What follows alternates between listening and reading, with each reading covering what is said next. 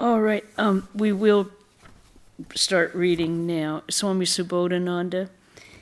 And I said I was going to start on the bottom of page 132. I know we read part of this already. Koka Maharaj's health began to deteriorate very fast about a week before he passed away. He continued to bleed every day and became anemic. He lost his appetite and wanted to take only fruit juice, which had been offered to the master. He did not even like anybody to take his temperature. When I went to see him the day before he passed away, I found him with his eyes closed.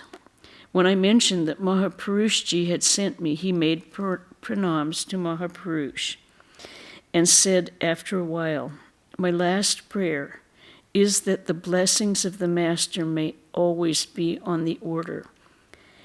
I learned from his attendant that he hadn't eaten anything the previous night and had been in a deeply meditative state.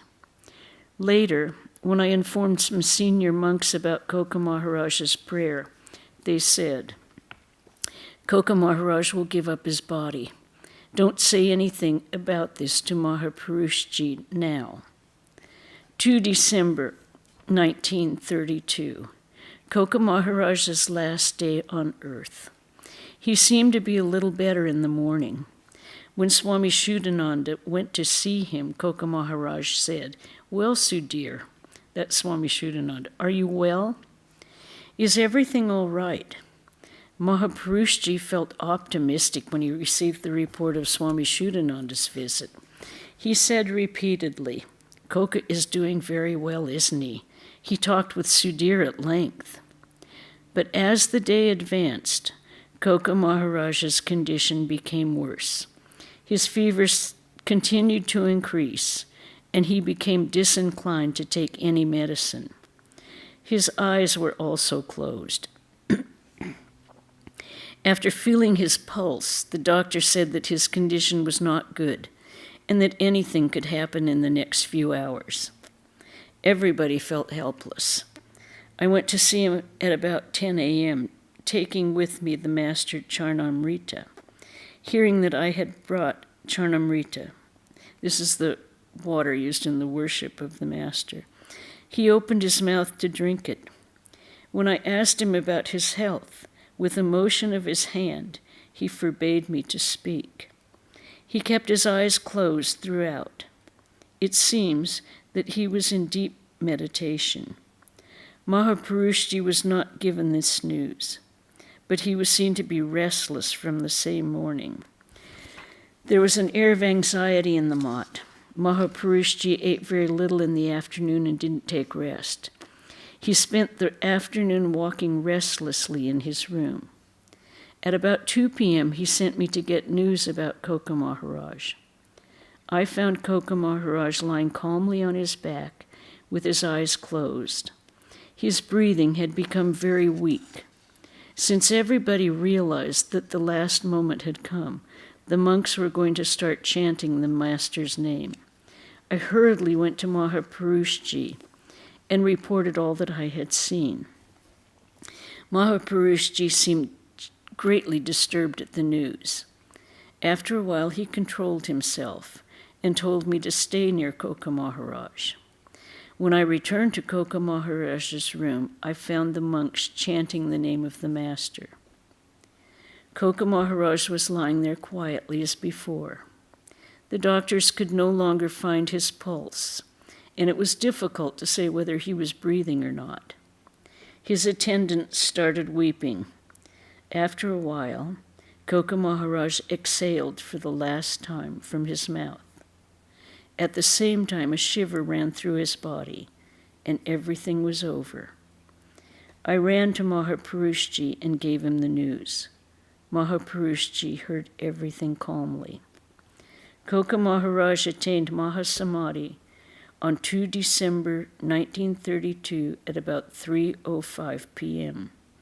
The monks chanted Glory to Sri Ramakrishna and Vedic mantras, decorated the body with flowers and sandal paste, and carried it to the burning ghat, where it was cremated with sandalwood, clarified butter, and perfume.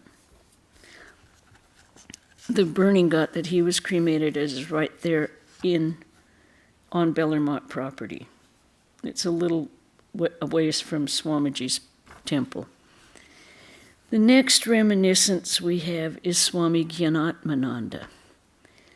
For 2.5 years after joining the order, I had the good fortune of staying at Bellarmont. During this time, I used to seek out the company of revered Coca Maharaj, as Swami Subodhananda was familiarly known. The library and the office of the Mott were then both lodged in the big room to the west of Swamiji's room. As I had to work in the office and library, most of my time was spent in the upper story near Coca Maharaj's room.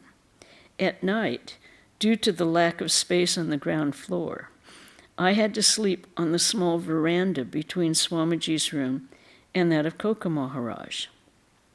Even though I stayed so close to him, I did not feel that there was anything special or great about him. He was a Coca in all respects. He would take his meal with us in the common dining hall and behave like an ordinary monk in every way.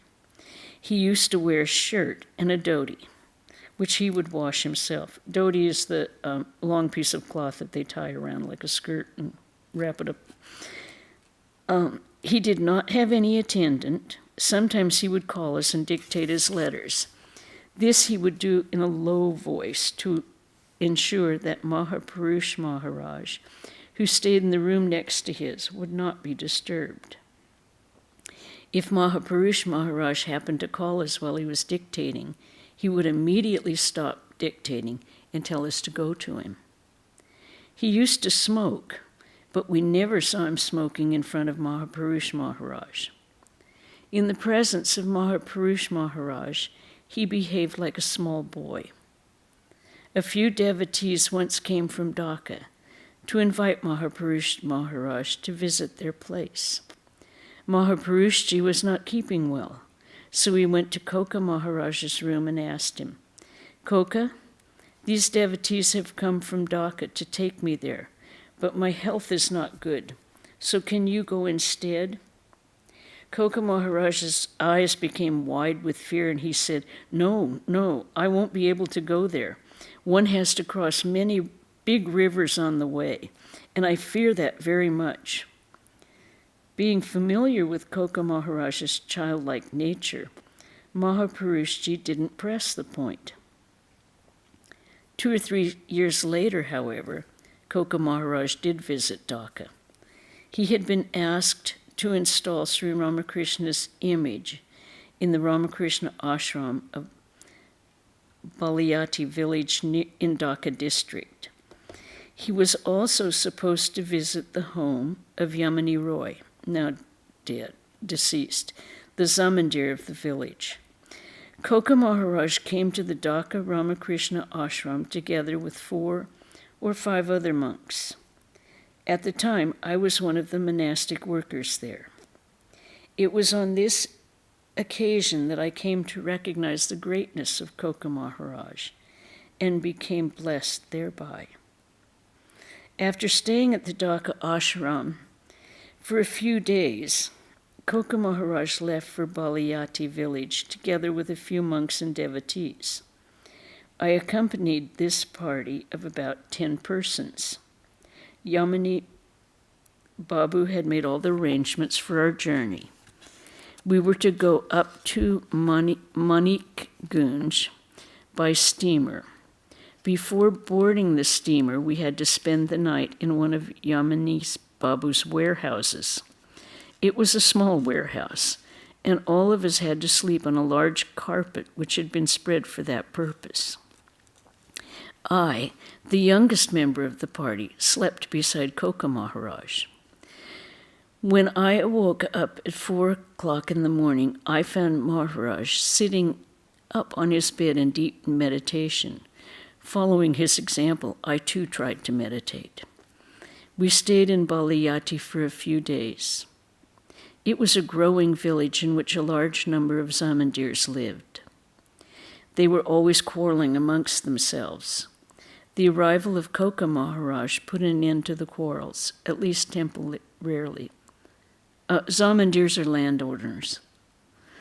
The master's image was duly installed at the ashram, whose manager joined the Ramakrishna order sometime later.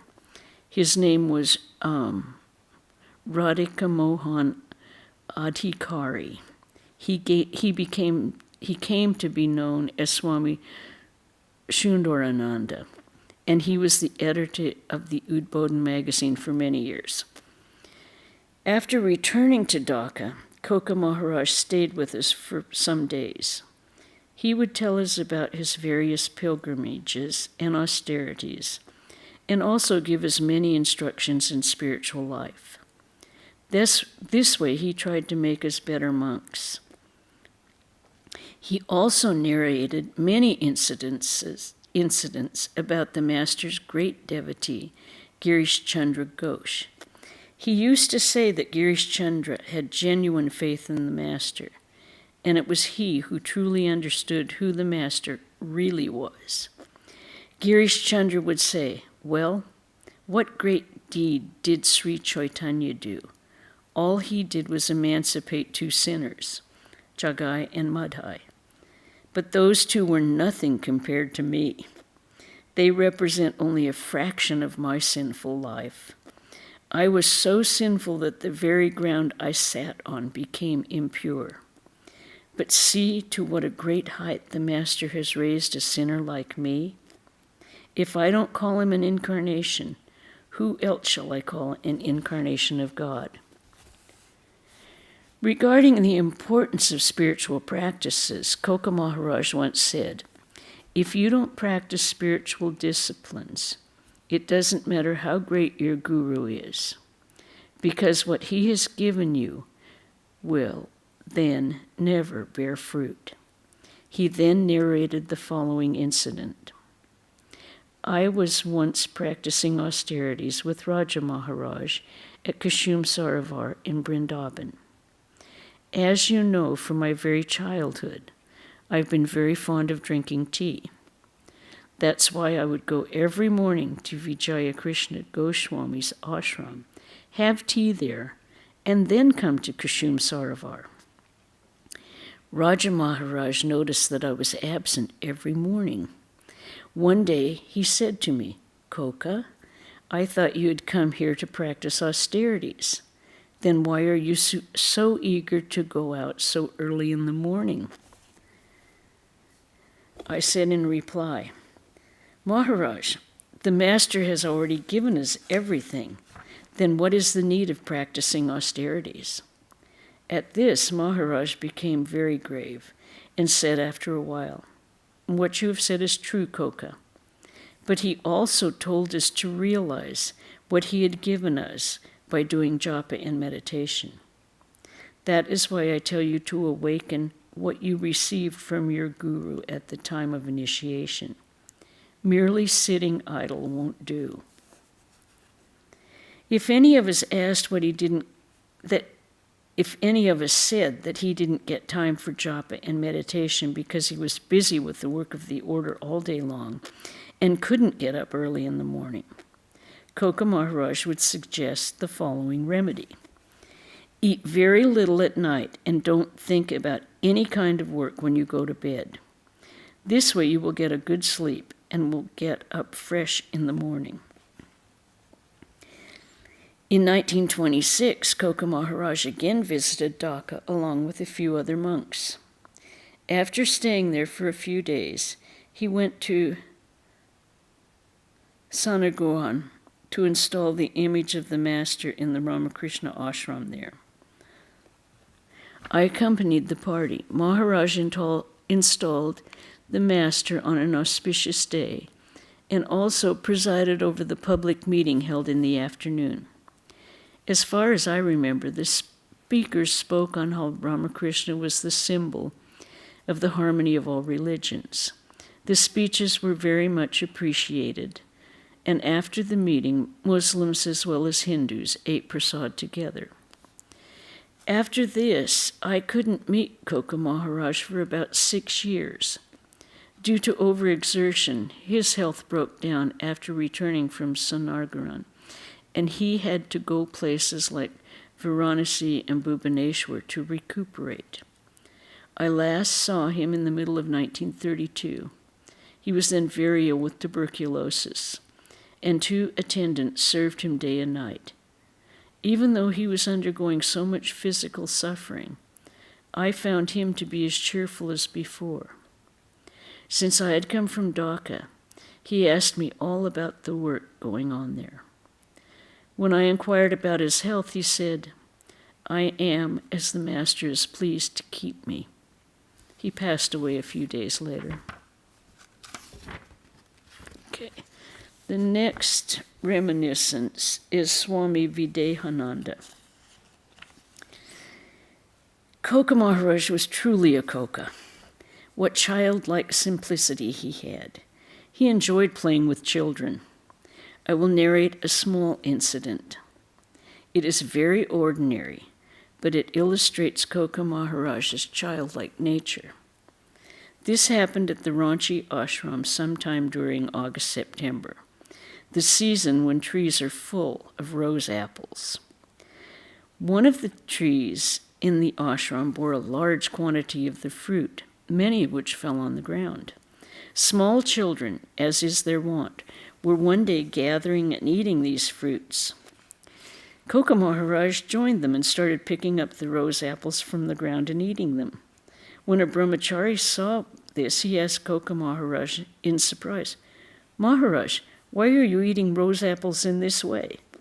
"Small rose apples help to cure diabetes," Koka Maharaj said in reply. He then began to laugh like a little child and continued to gobble up the rose apples.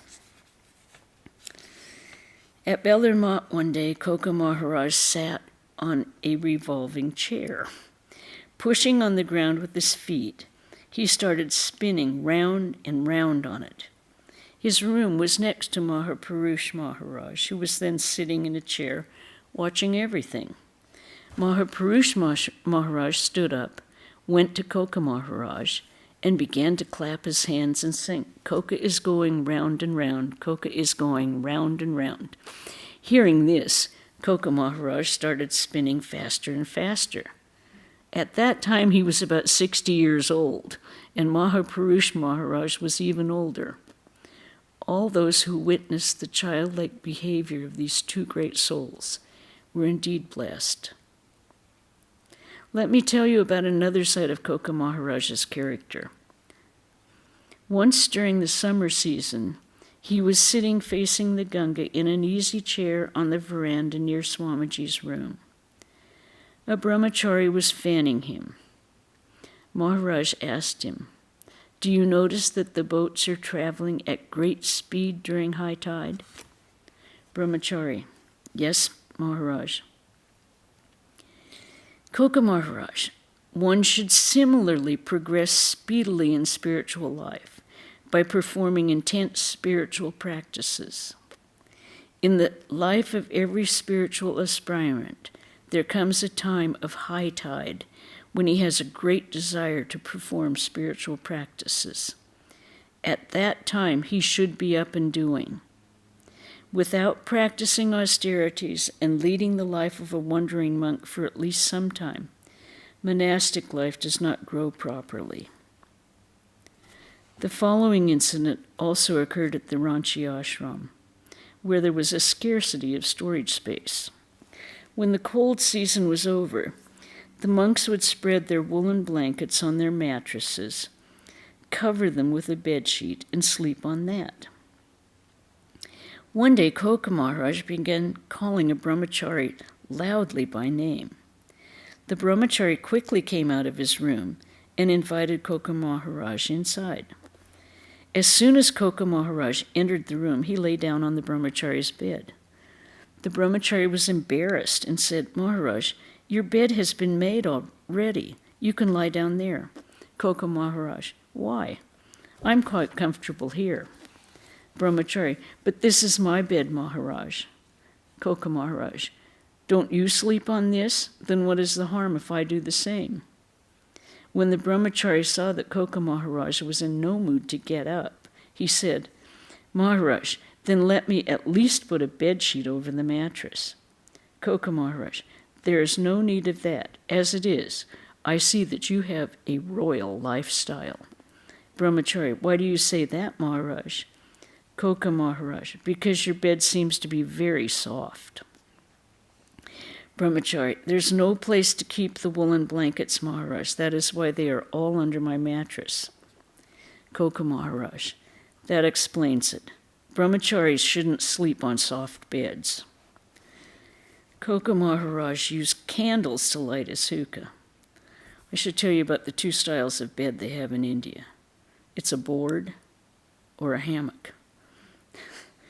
It's either the board, which is really a board, it's wooden, and you just lay out flat on it, or it's this rope hammock that dips in the center. Those are the two styles. Koka Maharaj used candles to light his hookah. This is how he would prepare them. He would store the wax from the burnt-out candles that had been used in the shrine. He would then melt the wax and pour it into tubes made out of papaya leaves with the wick inserted. If someone asked, Maharaj, why do you go to all this trouble? If you only tell a devotee, he will gladly purchase some nice candles for you. Koka Maharaj would say, waste not, want not. The money of devotees is their heart's blood, and one shouldn't waste it. And the less a monk takes from the devotees, the better for him. He would warn the young novices, look here, don't ask for anything from devotees, and the fewer belongings you keep, the better. If you take anything from devotees, you will have to give them part of the fruits of your spiritual practices in return. Okay, we have about another short Swami. Swami Tarakeshwarananda. Revered Koka Maharaj had received the grace of Sri Ramakrishna, the incarnation of this age, and had surrendered himself at his feet. As far as I know, this is the best way of introducing him. It is very difficult to describe his personality. The more I saw him and the more I thought about him, the stronger this conviction grew. What could be the reason? The answer lies in his name itself. How a young child could reside in such an old body was difficult to fathom, even for very intelligent people. He was a small child in every sense of the term. It was not the same as the childlike nature that a Paramahamsa acquires after God realization. It was something much more natural. It was really something extraordinary, an extraordinary manifestation of God's unfathomable play. It is normal for devotees to keep the chosen deity hidden in the innermost chamber of the heart, away from public gaze. Those who have seen the Master's close devotees know this. This characteristic was most pronounced in Swamiji, Sharat Maharaj, and Master Mahashai. But even though they tried to keep their spiritual emotions hidden, the slightest stimulus revealed their devotional feelings. Since these great souls don't desire anything but God, and since they have no place for anything but God in their hearts, their very breath is filled with God consciousness. But it is surprising that although everyone had easy access to our old Koka, nobody could get an inkling of what was hidden in his heart. Reasoning and investigation often give rise to confusion and doubts. Many took him to be an ordinary person. Listening to these people increased my doubts. This was only natural. With my immature mind, how could I then understand that what we saw in Koka Maharaj was the childlike aspect? In such a childlike nature, there ought to be some grand manifestation of knowledge.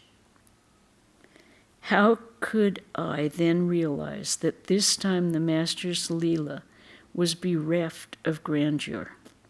The master had recognized Koka Maharaj as his own at first sight. He had granted him Bhava Samadhi as early as their second meeting by writing a mantra on the tip of his tongue and cutting asunder the knots in his heart.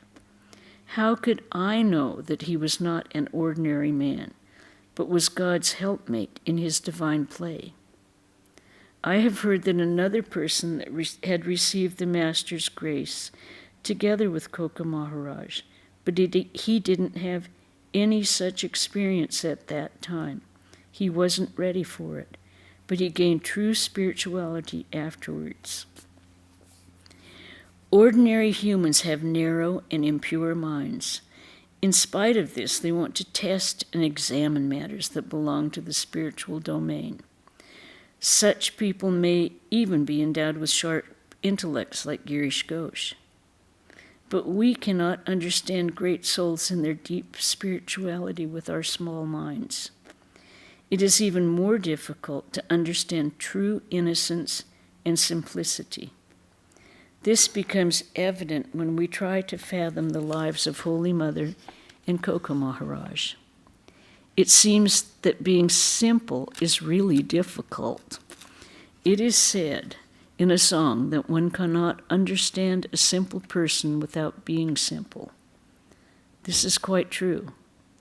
Once, when Holy Mother was sitting in her room surrounded by lady devotees, Koka Maharaj suddenly appeared. After making pranams to Mother, he blurted out, "Mother, how should I give initiation to devotees?" Mother, who knew his nature very well, said with a laugh, "How like a child you talk. Well, you will give him the Master's name." It seems that some time before that, Mother had asked Koka Maharaj to initiate devotees, and this was the reason for his question.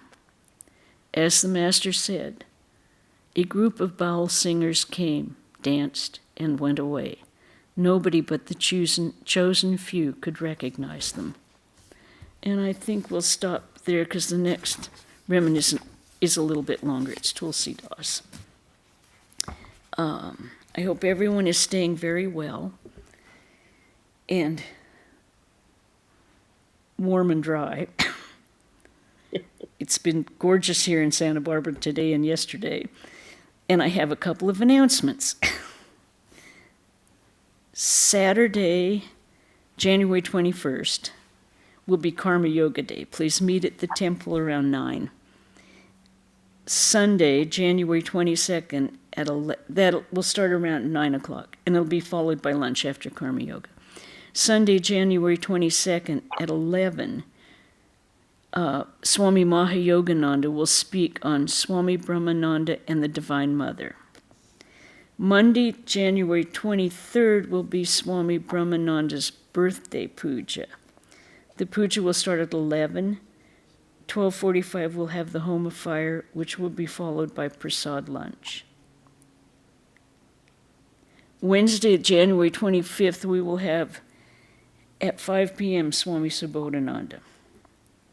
And Saturday the 28th at 5 p.m., we will have the Gospel of Sri Ramakrishna reading. Sunday, January 29th, I'm giving you the whole month, okay? We're going to have the Liberation Game, Swami Aurupeshananda. Okay? So now you know what's happening at the Vedanta Temple. All of those things are in person and online. Okay. Any questions, comments? When's Sarvadevananda coming back? I don't know. I have no idea. He's got to go to... I've been talking to him on the phone and saying, when are you getting back up here? He says he has to go to Austin next. Yep. Leanne's happy about that. I'm saying... She's going to steal my japa. Okay. We will definitely send that out in a bulletin, John, as soon as we find out. And you, Pavitra does have a list of people who want appointments with him. So, I know you're on the list. Okay. So we'll end with a chant. Om Shanti, Shanti, Shanti. Hari Om Tat Sat Sri Ramakrishna Panamastu.